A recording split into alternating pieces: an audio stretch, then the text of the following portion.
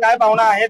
विजयी झालेला आहात आज सर्वांनी जे मला संधी दिली ती त्यासाठी एवढा मोठा विजय उत्सव आम्ही करतोय। आम्ही सर्व इतके आनंद झालाय आम्हाला की ज्यांनी ज्यांनी माझ्यावर टीका केली त्यांच्या टीकेवर मात म्हणजे आमचा विजय।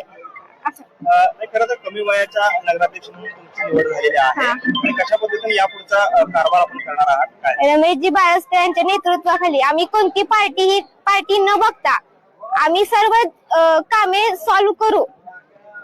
खरं तर मोठ्या सभा झाल्या, तुमच्यावर सुद्धा टीका झाली, मात्र तुम्ही कामातून उत्तर दिल्याचं पाहिलं, काय भावना आहे? आमचं जे काही उत्तर असेल ते आम्ही कामातूनच देऊ।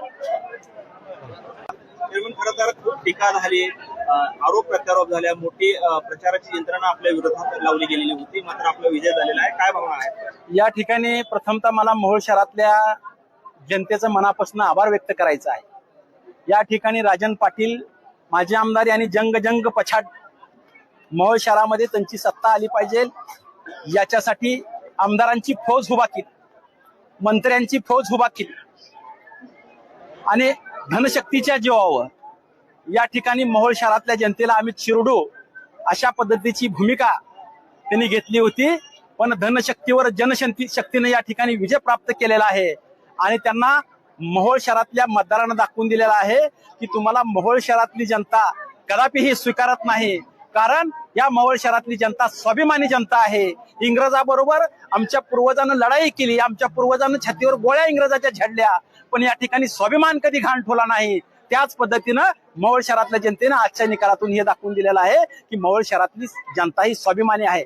एकनाथभाई शिंदे राज्याचे उपमुख्यमंत्री आहेत, नगरविकास मंत्री आहेत, त्यांची सभा झाली, त्यांनी या ठिकाणी निधी देतो म्हणून सांगितलं आणि ते मोहोळ शहराला आता निधी भरघोस देणार आहे। राजाभाऊ खरे असतील, उमेशदादा पाटील असतील, राज्याचे दुसरे उपमुख्यमंत्री अजितदादा असतील, चरणराज चौरे असतील, पिप्टो आप्पा देशमुख असतील, या सर्व नेत्यांनी खऱ्या अर्थानं परिश्रम घेतलं। आमचे दिलीप गायकवाड असतील, मिलिंद आष्टूळ असतील, आमचे सर असतील, या सर्वांनी खऱ्या अर्थानं विजयाचं परिश्रम घेतलं। काही आमच्या उमेदवारांचा पराजय झालेला आहे, पराजय झालेल्या उमेदवाराबद्दल देखील आम्ही त्या भागातला नगरसेवक म्हणूनच आम्ही त्यांना ताकद देणार आहोत, एवढंच या ठिकाणी सांगतो। आणि पुन्हा एकदा धनशक्तीवर जनशक्तीचा विजय झाला आणि महाराष्ट्र राज्यातील सगळ्यात कमी वयाची बीकॉम झालेली सिद्धी वस्त्रे हे नगराध्यक्ष झाली या मोहोळ शहराला, आणि मी या पॅनल प्रमुख म्हणून मला या ठिकाणी मनापासून या ठिकाणी आनंद आहे।